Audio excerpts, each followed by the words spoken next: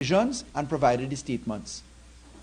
That matter went all the way to the Privy Council. The High Court said no. The Court of Appeal said no to the request, no leave for judicial review. The Privy Council heard the matter, and as a matter of fact, Petrotrin has paid approximately 1 million TT dollars to take that matter all the way to the Privy Council.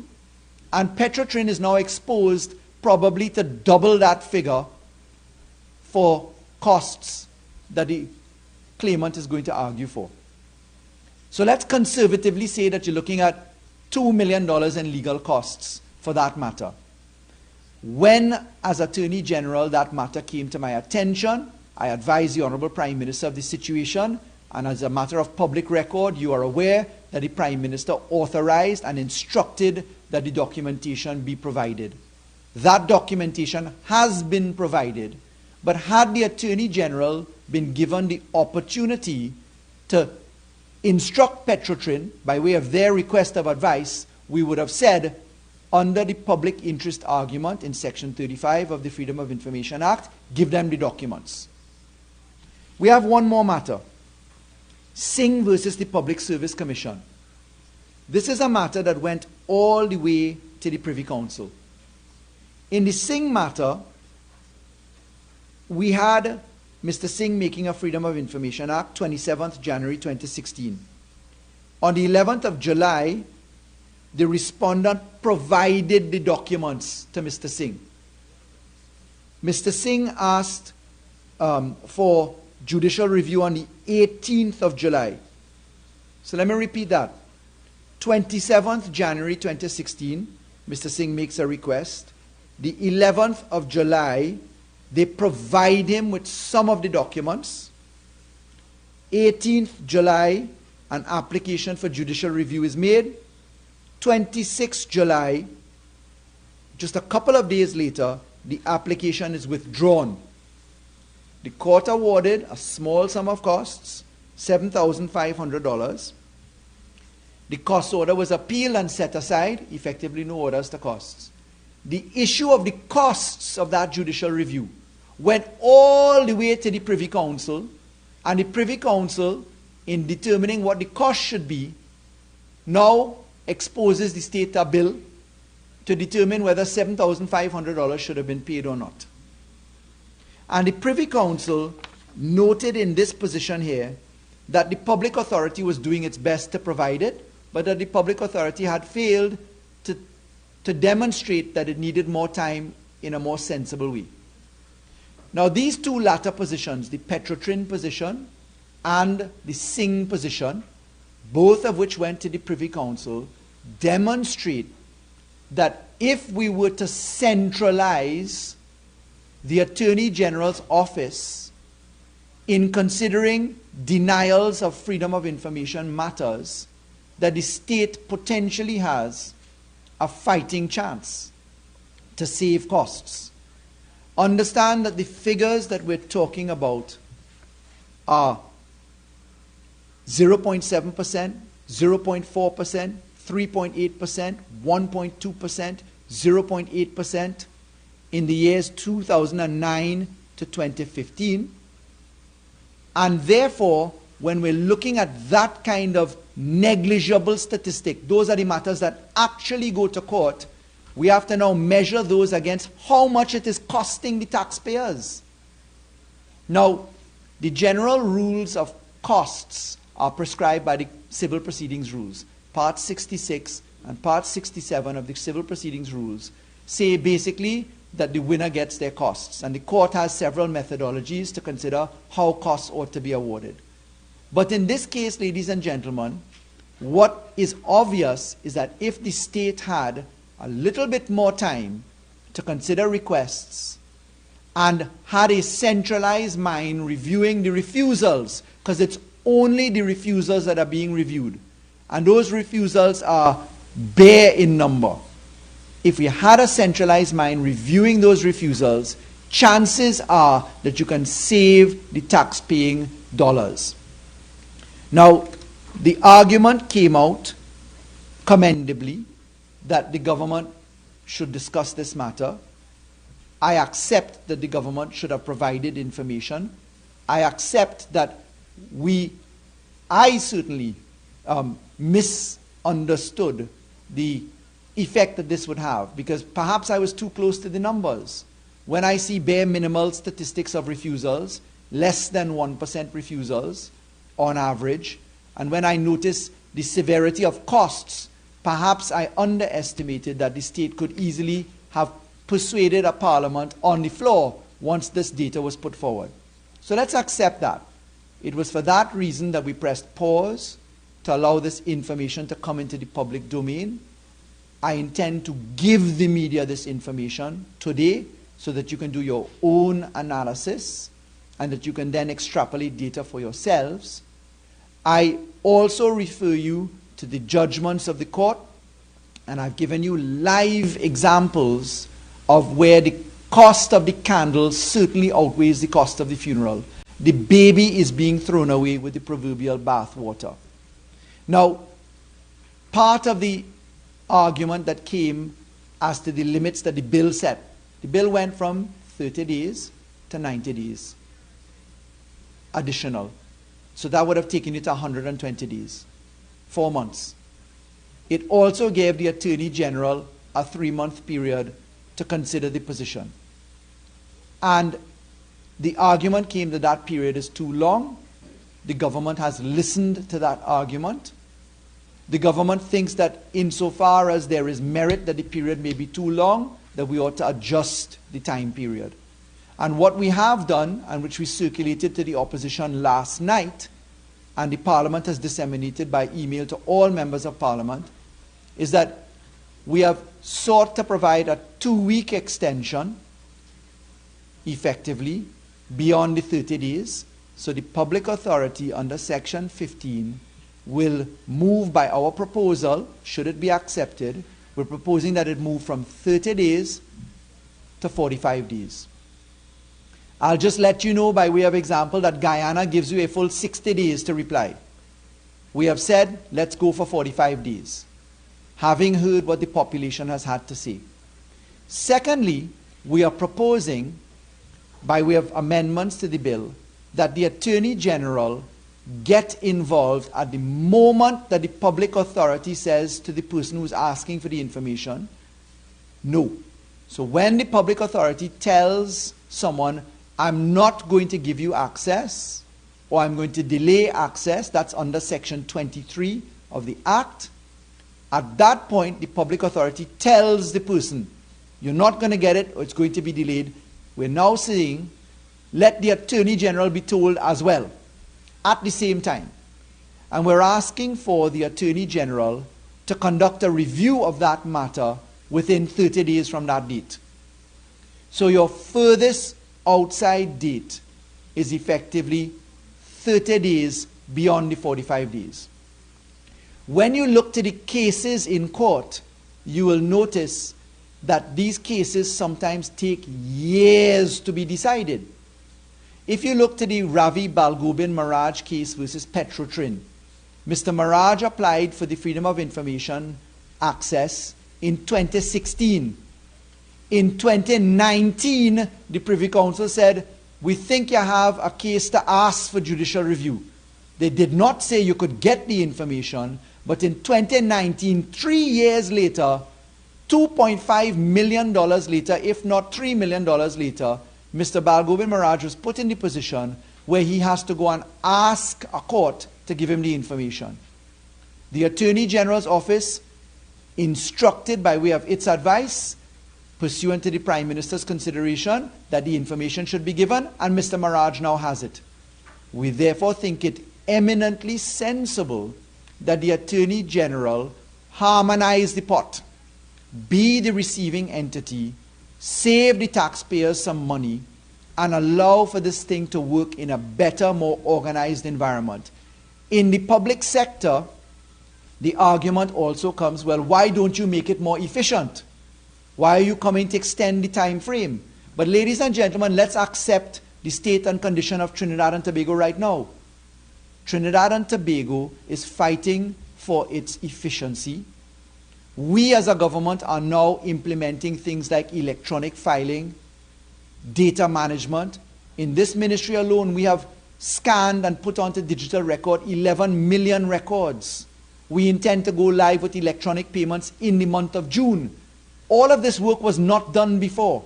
Servers, scanners, etc. So whilst we are improving the systems, we propose take a 2-week extension beyond the 30 days, allow the Attorney General 30 days to review, but the person who applies is put into an active state of waiting because they are told, look, the public authority does not want to give it or is delaying it. Get yourself ready if you want to. Hold on and wait while the Attorney General has a second view of that matter. And that's in essence what our amendments which are in circulation right now propose.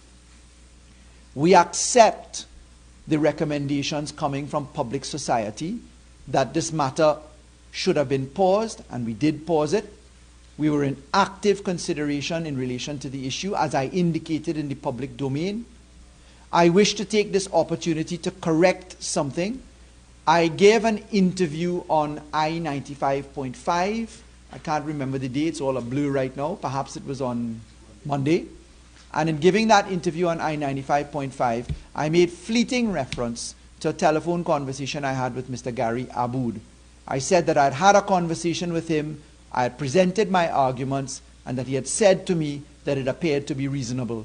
Mr. Aboud went further to say, it may be reasonable for you, put it to the public domain, and let's have a conversation about it. But because we have such excellent hosts at I-95 who were pressing me to go on to the next issue, I didn't have the luxury of time to say all that I did. I note that Mr. Aboud came out quite stridently to say that he never agreed. The quite simple position is I didn't have the opportunity to go into the nitty-gritties of what Mr. Aboud had to say to me, but I want to just correct that lest I leave an impression that is not the correct impression.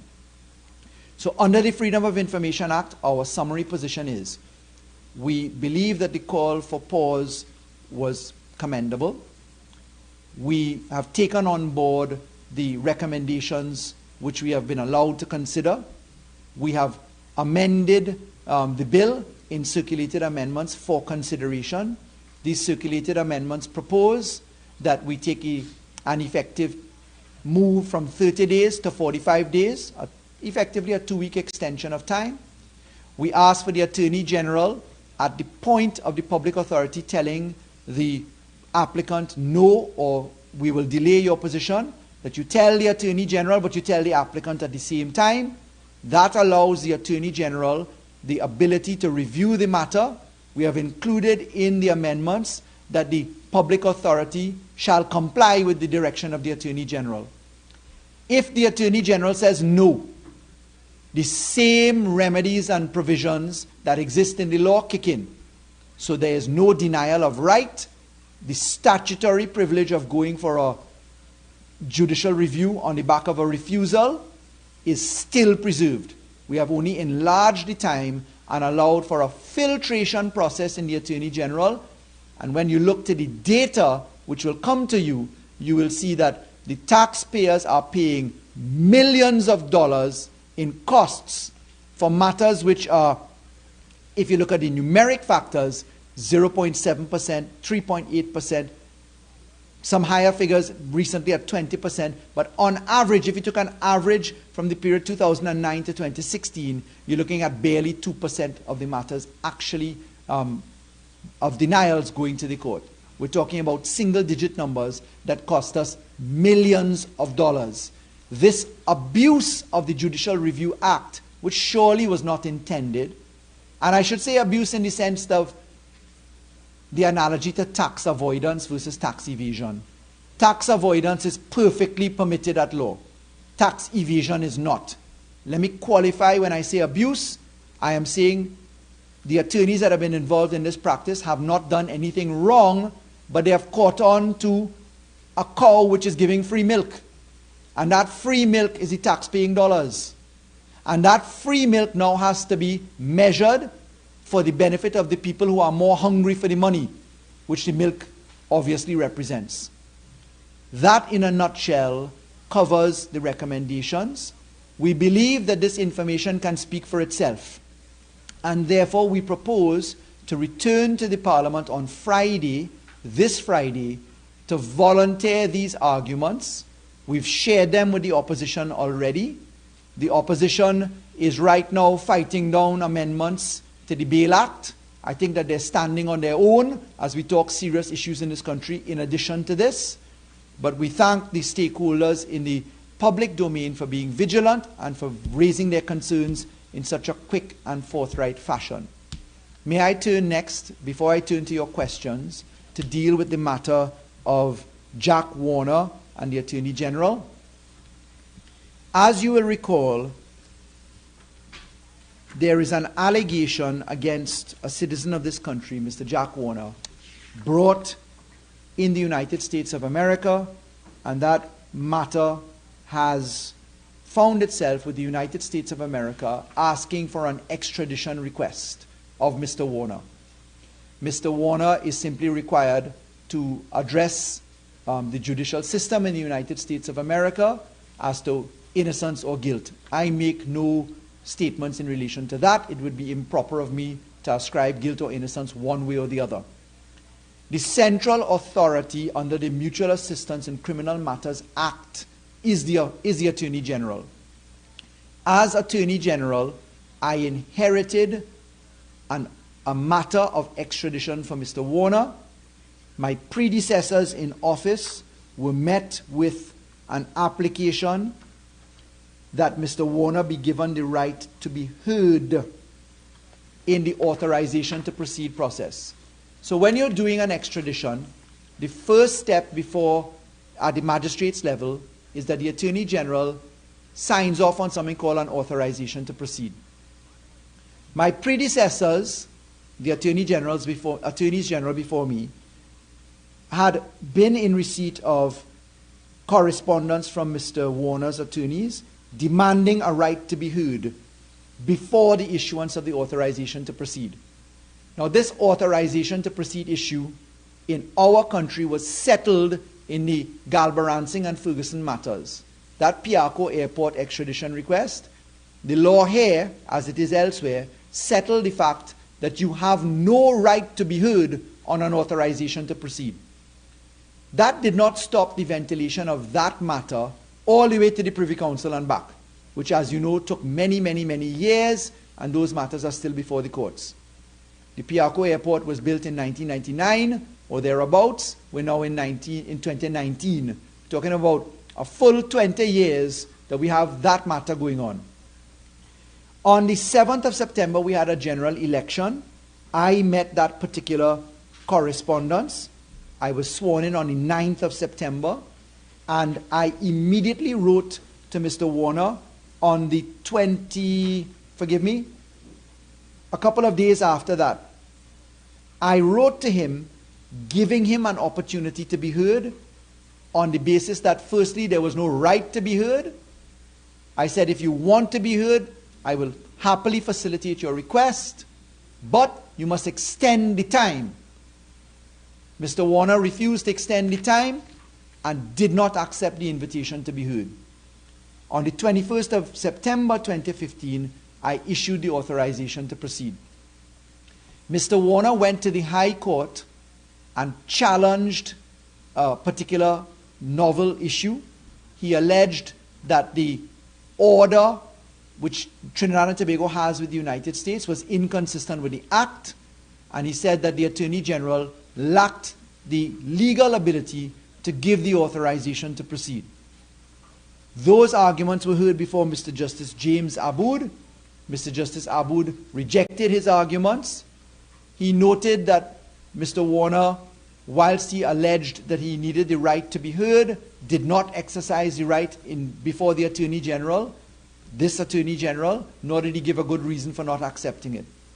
I'm pleased to say that on the appeal, that matter was heard before the Court of Appeal, and today, June 11, 2019, Justices of Appeal Smith, Musai, and Devines, in a unanimous decision, upheld the decision of Mr. Justice James Aboud. In particular, the judges found that the U.S. treaty had not been shown to lack conformity with the Act, hence there was no merit in Mr. Warner's case that the U.S. order which declared the U.S. as a declared foreign territory, is not valid. Therefore, pending extradition proceedings in respect of the appellant before the magistrate are valid. The judges go on to say there was no denial of natural justice in the issuance of the authorization to proceed by the Attorney General, and they dismissed the appeal and invited submissions on costs. I'm told by attorneys at law for the Attorney General that the matter has been considered and that they indicated in court, Mr. Warner's attorneys, that they intend to appeal this matter to the Privy Council. I'm warmed by the fact that the Privy Council moves with alacrity in most matters, and that this matter can therefore be effectively treated with in a fairly short space of time. This is, of course, an update which demonstrates to the population that matters can take a very long time in the courts. However, one must persist in the pursuit of the arguments that are volunteered and abide by court decisions. May I now invite your questions, should you have any? Just break it down for me a bit here now. You said that how do you and the lawyers, therefore, how do they have the current practice, these are your words, under CBS Act? For example, I request information from the Ministry of Health. Under the old system, current system, 30 days. 30 days expires. How do they then start getting that? File a judicial review on day 31. Right. Get the documents on day 35, as I'm being hypothetical here. Tell you, well, okay, you have to withdraw the judicial review application, pay me costs. In some instances, those costs are as low as $7,500. In some instances, academic arguments prevail over them. In some instances, the withdrawal alone cost the taxpayers $500,000. The withdrawal of the Hiralal matters before the registrar, each of them was for $200,000. So there's a wild range of scale in this argument. And the simple position is, if the public authorities, number one, had a direction of a central mind, in this case we're saying it's the Attorney General, and number two, had a slightly enlarged space of time, we could save tax-paying dollars. They're saying that they found a loophole, and they were using that loophole, and these amendments are there. I'll be fair to say that they weren't abusing the loophole, they were milking the system. You know when you get something free, a legitimate position? Let me explain this to you. Judicial review on freedom of information is what we call cut and paste matters. There's no novelty in these applications. The freedom of information form is at the back of the claim form, and the legal arguments and cases are all the same. They're cut and paste, literally. So the cut and paste results in $500,000 today, $1.7 million tomorrow, $7,000 today. And when you aggregate it up, and you just put a flood of litigation on the inside, and you inundate the public system by asking for a volume of information, as the Privy Council, in fact, looked at in the case of, I'll tell you now, the Privy Council looked at this decision in its judgment, which was just recently delivered. It's in the Singh matter. And the Privy Council said it's clear that there was a volume of information to be offered by the public authority, and that the public authority just needed more time. They condemned the public authority for not actually informing. But you see, if we centralize it in the Attorney General, then you can develop a systemized practice. Here is the response, here is the request for further time, here is the request for extension of time. The problem in this thing is that all of these public authorities all over the place, each one is doing something different, because the freedom of information officers are not necessarily in unison in their approach. Right, now the amendments you have from 30 days to 90 days, and 90 days to the office of the AG, you're now scaling that back quite significantly. Yes. Why did you go with such a Realistically, paperwork takes time. So 90 days in the context of 0.7% and 4%, where you take the Petrotrin matter, Mr. Balgobin Maraj, it took Mr. Balgobin Maraj 3 years for the Privy Council to say, we think you might have a judicial review application to present. 3 years. He got those documents like that from the Prime Minister and from the Attorney General. Had we known about that, we would have said, give him the documents. Because The disclosure of those documents demonstrate the fraud that was perpetuated in that matter. That matter should never have come in the manner that it did. So what we're saying here, it's a small statistical number, in most instances below 1% of refusals that go to JRs. But that's costing us a lot of money. So why 90 days? When you go to Parliament, and you may have noticed that as Attorney General, I now take care to say what I have brought here is a proposal. It's on the floor of the Parliament, or depending upon stakeholder feedback, that we adjust those proposals. Tell me how to do that. No, fix up. No, you see, I want to be careful to acknowledge this, Akash, and I look at your submissions when you put them forward. Very charming, largely comical in the way you present it, but with a nice twist. I don't mean that in a pejorative way. But there is a ridicule of the system. System ain't working, people can't get justice, etc. Whilst we are trying to fix that system in the long-term run, data being converted to digital information, harmonizing practice, etc., that takes some time. In the meanwhile, we have to look at the cost of the equation. Look at the criminal justice system. When we brought in plea bargaining, we were told nobody will ever use plea bargaining. When we brought in judge only, who will use judge only? Nobody on a murder charge would use judge only. You know what happened? That's now history, because those things have made precedent, and case management has now locked in first acquittal for judge only for murder, etc. 400 maximum sentence indicators. Whilst this system slowly moves into performance, whilst the public service is called upon for accountability, because let's be real, you have to manage the issue of performance in the public service in a more efficient fashion.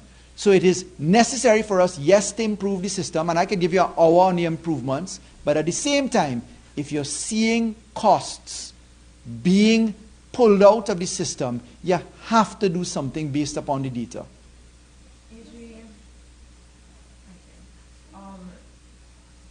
The consultation. You said that based on media reports and conversations, are you prepared in any way to have a more formal consultation with the people who have asked for it? Because if you look at the newspaper, they asked for consultation on this amendment. At this point, we believe that the data will speak for itself. Because if you were to distill out of the arguments or the concerns volunteered, number one, 90 days is too long beyond 30. Number two, AG having 90 days is too long. If you scale that back to 2 weeks beyond 30, tell the person at the same time and give you 30 days, and you look at it in the context of the data, we don't think that that really deserves too much difficulty. Why? Because we have an 80-90% compliance rate. Okay, well, let's look at the data report. Sure.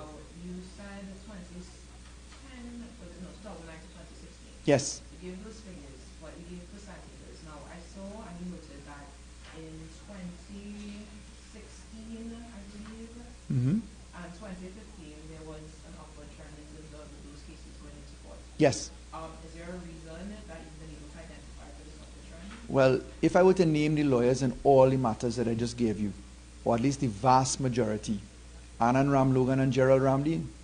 Okay.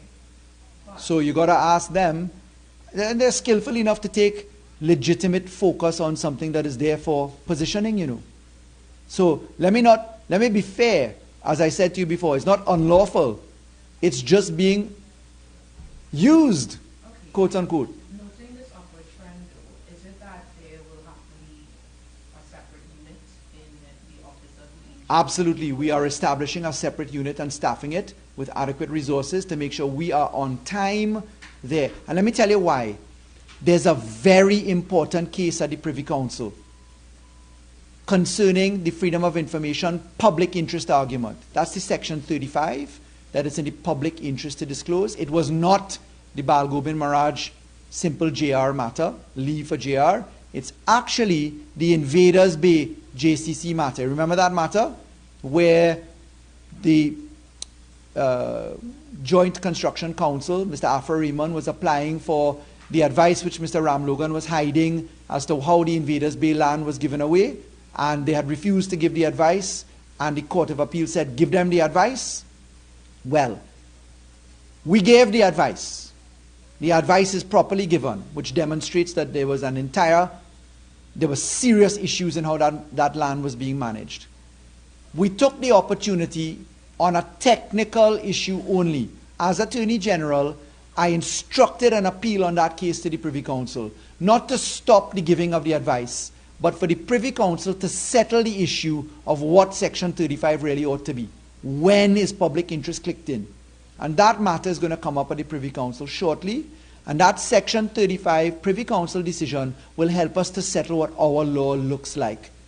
In the meanwhile, the Office of the Attorney General, in developing a specialist unit to treat with these matters, will be able to better harmonize all of the approaches. It's already established.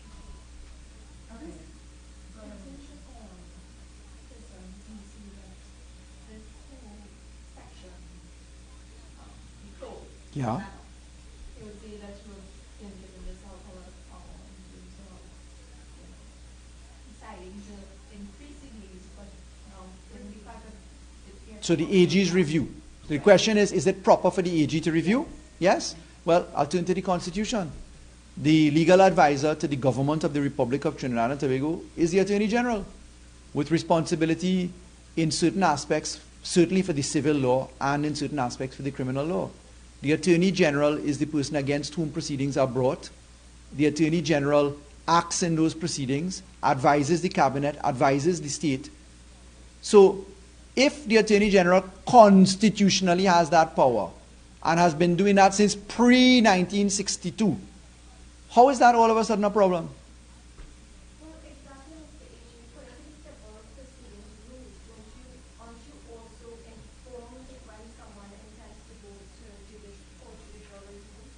It's already built in there, so I'm asking why put it Sure, in the FOI? sure. Because you're informed, and mind you, let me draw a distinction to the argument. Let me be careful, because this is going to be edited into 45 seconds, and I don't know how much time you're going to give it, so let me take the benefit of explaining to those who will write about it. The AG's functionality acts for the state. A public authority under this law includes if a corporation has state funding and controlled by the state. So you may have a limited liability company. Petrotrin, in the Balgobin Mirage matter, would never come to the Attorney General on a Freedom of Information judicial review. Because the corporate rules, even though they are properly viewed to be a government enterprise, the corporate rules say that they have to handle their own matters. Section 60 of the Companies Act treats with that. Section 99 deals with directors' duties, etc. So it isn't on every matter, in the public authority matter, that the Attorney General would know about it. And that's one classic example of it. But it cost the taxpayers $2.53 million for that fiasco to have happened. Let me ask you another question. Now, while talking about that particular case, and it really seems with the statement, is that it's typically Prime Minister who authorized the documents to be provided. So it seems to me that a politician can now say that this information, when it's convenient to them or not, can be supplied to the public. What would have happened if the Prime Minister said this? Then that's why you have a Judicial Review Act. So first of all, it's not a politician. It is a government minister, because not all politicians are ministers. Secondly, when you elect a government, you give them power.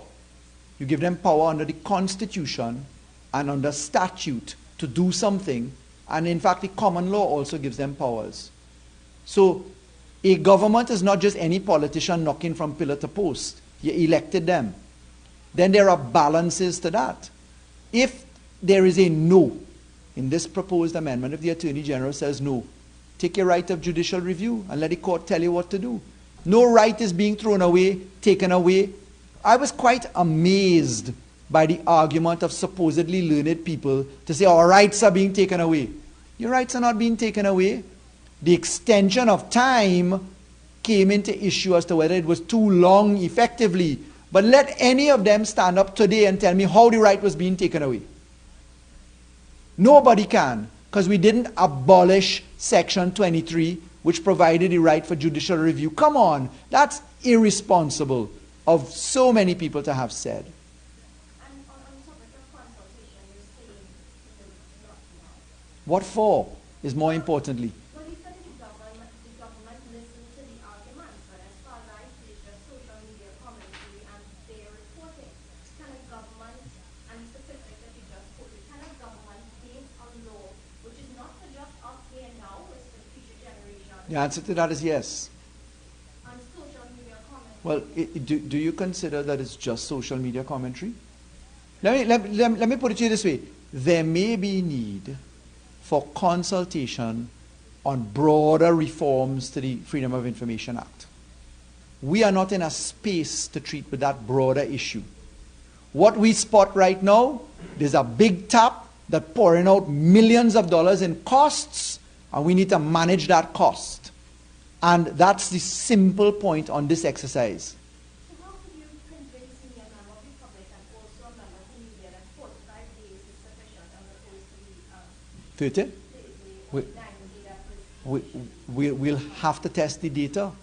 Left up to me, I would be quite happy with the 90 because there'd be no reason at all why you couldn't do it in that time frame. However, there's a concern that has been expressed by many people that the 90 days is too long.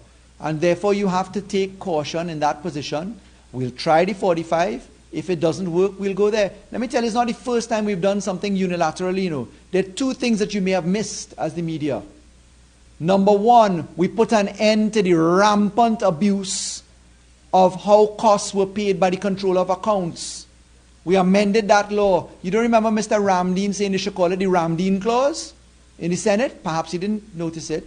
Mr. Ramdeen stood up in the Senate and said they should call that the Ramdeen Clause because we were closing the door on how money was running out of the state, where appeals may have been in process, etc. And the second one that we did that you may not have noticed, the interest rate on judgments was at 12%. We dropped that to 3%. Immediately, we didn't consult on it. We didn't need to consult on it. Do you know why? And you will find this out in the days to come when we reveal certain corrupt activities that will open your eyes. You will understand that there was an industry in obtaining judgments running at 12%. And that corruption will come to the fore soon enough. Yeah? Yes.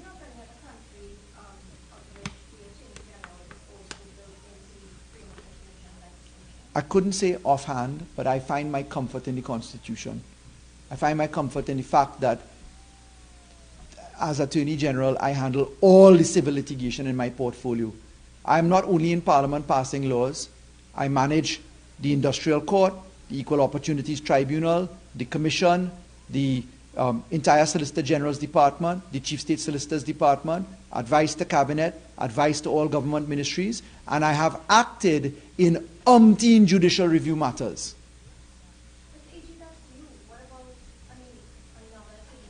That's any Attorney General. The Office of the Attorney General has done this since prior to our Constitution. Are you convinced that by taking the opposite duty into this act, that there's no way that this law could be taken advantage? Let's put it this way. Your worst case scenario is the AG says no. So what's the point? Now, you saying paperwork takes time. Now, instead of putting the resources into your office, why not strike the other? How do you manage each and every one of the hundreds of public authorities convincingly and in a seamless fashion? How do you manage the hundreds of requests that come at hundreds of institutions on a constant basis, consistently? Do you call them every morning? How many requests do you have? Are you on track? Are you okay? No. What you do is, in the event you're going to say no for 4% or 3% or 2% of the matters, if you're going to say no, tell me if you're going to say no and let me double check you. That's what we're talking about. What could be difficult about that? Since coming into office in 2015, has your government done anything to strike the FOIA? As I told you, I could give you an hour on that. You ready for it? Which unit you talking about? Every public authority has a unit. Which one you want to know about? All? Okay. Rest of the media, you all agree? All right. I thought so. Right.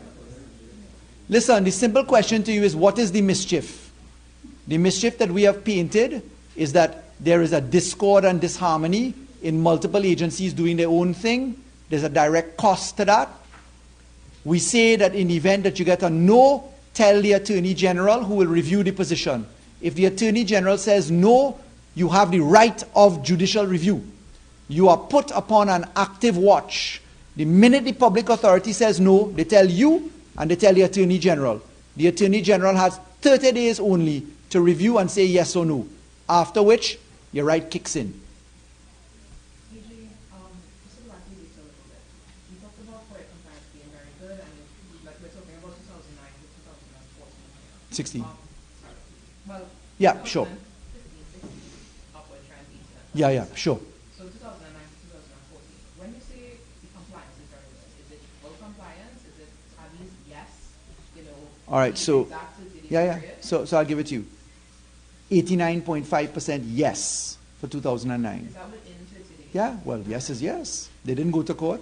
Okay. 95.62% yes in 2010. 95.55% yes in 2012. 87.04% yes in 2013. 95.7% yes in 2014. 73.8% yes in 2015. 83.8% yes in 2016. And let me warn you, that number, that go down of 73% is because there were less matters filed. There were 532 matters filed against the thousands before. So the statistics get skewed. In other words then, 50% of 2 is 1, but 50% of 1,000 is a different figure. I'm glad you said that regarding the numbers, if I can get to it, because there is a train of thought that the FOIA process is so frustrating that it discourages people to apply. I myself have experienced it. As have I. Right, I requested information, it takes forever. So I understand that these amendments look at cost, that abuse that you mentioned, but what about efficiency in terms of the FOIA process? Because in cases that you mentioned, and all of them, there were responses after 10 months, after 7 months. Shouldn't fixing the problem there at the point Agreed. where information is being gathered Yeah. be part of the focus to reduce costs as well? Well, you see, you must remember that we're talking as if freedom of information is a simple thing. So somebody rose up and says, listen, I want 20 years of your documents for every check that you have, every receipt, every invoice, every position, etc. And then somebody else rose up and says, look, I want 1 sheet of paper that's on your desk. Because freedom of information is built on the back of what is information and what you're asking for, it's easier said than done. But your point as to improving efficiencies can certainly be improved because you're harmonizing the process. Let me make this clear. One point that perhaps I omitted to make. When the Attorney General is saying no, you're going to get the Attorney General's reasons, you know. That is a powerful thing to have in your back pocket. You will know exactly what the case is going to look like. So you're in a materially advantageous position.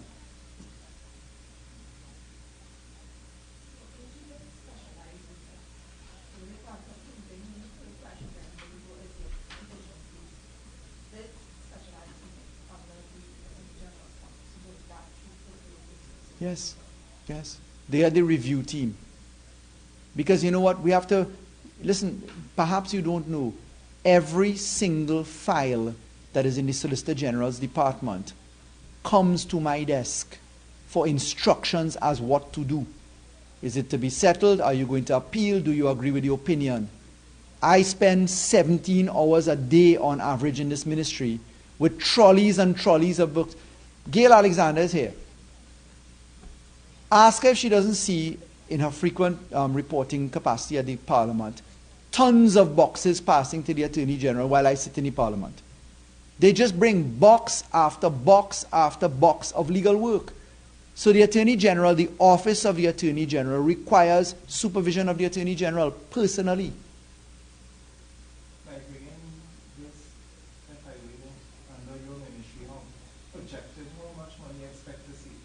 I couldn't say yet. I'd have to report on that. I certainly could have saved the $2.5 million in the Petrotrin matter. I'll start with that. Are there agencies such as maybe the Judiciary Service Commission that wouldn't fall under the AG jurisdiction? Would they still have to follow the same rules before saying no? The statute provides that all public authorities have that position. There are exemptions to the Freedom of Information Act contained in the exemption orders under that law. I don't have it with me right now, but you'll see on the amendments to the Freedom of Information that FCB Holdings, FCB Bank, FCB Corporate, FCB Mortgage, Unit Trust, Export Bank, Agricultural Development Bank, TTMF, Taurus, Business Development, NEL, National Entrepreneurship, Central Bank, Integrity Commission, are all exempted. Justice Protection Program, and most recently the SSA. Okay, and I just want to look at the initial 45 days, that 15 to 2 week extension. Going for units now, have the request an extension? Because that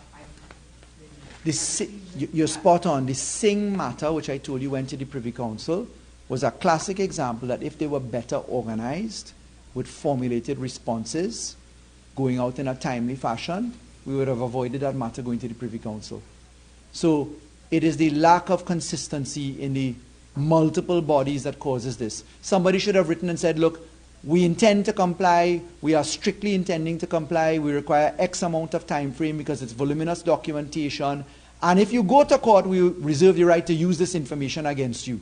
In other words, then demonstrating the unreasonableness of the JR request. Okay, which is why I'm trying to get this clear. Sure. Because you've added 2 weeks. Is it 2 weeks for them to still be inefficient and not reply? Well, the 2 weeks and review. So it's the 2 weeks and review. Because the review is coming to the AG, we intend to disseminate circular information to all of the public authorities, recommending to them that these are the formats for response. Here's your initial reply, prescribed. Here is your I need further extension and reasons why form, prescribed, etc., so that you can get a rhythm and cadence to it all. Okay, and just something very practical. If someone sends a FOIA request to the Office of the Attorney General, is this 30 days also included there? Yeah, I have my stats which I'll give you on how many requests we get and don't get.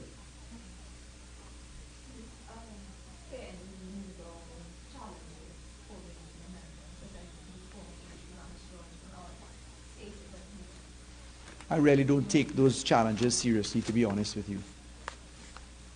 I take the fact of public concern seriously. And I'll tell you why I don't take it seriously. I don't mean to be disrespectful to Mr. Miraj, whom I have good respect for. He's entitled to do what he wishes to do. I'm not afraid of what he has to do. I mean, I'll meet him and address the issues when they come. That really bears little on my conscience or on how I sleep. Right, so you said that you didn't see any consultation for these particular amendments. Will there be amendments coming to make the system more efficient, and will there be consultation on that aspect? You know, we want a whole lot done. Let me tell you what I'm working on as burning priority right now. I've nearly finished my draft of campaign finance reform, which I intend to take to public consultation. I'm going to ask the Honorable Prime Minister to consider the mechanisms there. Obviously, I need cabinet approval to do these things. I am nearly complete with the amendments to the Dangerous Drugs Act to treat with the decriminalization of marijuana. I'm nearly complete with the evidence amendments. There are a whole lot of things that we have to do that we have very little parliamentary space for. The amendments that we propose to the arbitration laws, the significant reforms that we intend to hopefully give you public information on with respect to our courts. There are a lot of burning issues and very short parliamentary time left for us to do that. So I don't intend to do a fulsome overhaul of the Freedom of Information Act. I, at best, can undertake to do certain work, but there's a lot more going on with disabilities, with a whole set of other issues that are really burning issues in our country right now. So which includes, one of the points of this, which includes the increased pensions for MPs and judges. The retiring pensions, yes. So what is timing for that? At a time when society is being told time itself, do more with little, why is this also a pressing matter? because there are some parliamentarians and certainly some judges that are living in complete indigency. Akash Samaru, you ran a story on Clinton Bernard. You forgot about that? Good. My point is that the media made a song and a dance quite properly in raising the terrible issue that a retired Chief Justice was living in. It has featured, when I say you, I mean you the media, forgive me. The same way you all say you the politicians, right? The point is, I'm giving you the example of Mr. Justice Clinton Bernard, who served as a Court of Appeal head. And that we had indigency. God rest his soul, Mr. Justice Gaya Prasad lived in some seriously difficult days before his death. There are quite a few other judges there. Now, I'm not saying that wider society doesn't have the opportunity for positioning. But we have a very limited number of persons in these categories. We're not talking 30,000, 15,000, 20,000 people. We're talking in a limited capacity number. And I will not apologize for dedicating, at least for my part, the attention on the judiciary. We are asking for more judges to come in. How are we attracting them to come in if their pensionable aspects are not being treated with? And what we're asking for is that their pension be reset every 5 years into what effectively the current position is. When else will you treat with it? The retiring benefit allowances are in a small category of people there. Listen, I accept that there are some serious issues with retired politicians. I don't want to call names. People on the UNC bench that served, that have come to my office, that are at the point of death and destitution, looking for money that they can't get from their pensions. Let's accept this. Our country is driven at present by saying that there are certain categories of people that are not to be trusted and not liked. And that's par for the course. The people that occupy the rungs, bottom and second to last, bottom politicians, second to last lawyers. I happen to be both of those as I stand before you now. It's never a good time to tell a politician, let me treat you better. It's never a good time to tell a judge these things. That's our society's position. We then go and we laud societies like Singapore. Singapore is the best and they're performing the best, and Singapore this and Singapore that. And Singapore is paying their politicians $1 million a month, but holding them to very strict measures in respect of corruption and accountability, etc., which you see we are pushing as an agenda on our side. So is it a thorny issue, Akash? Yes, it is. I leave that for the Minister of Finance in particular, that has long pants in this equation to talk about, because I am a new politician that has served only for a short time. Me personally, would lose little sleep over this issue. But I'm in a different situation from most. Do I make law for myself? No, I don't.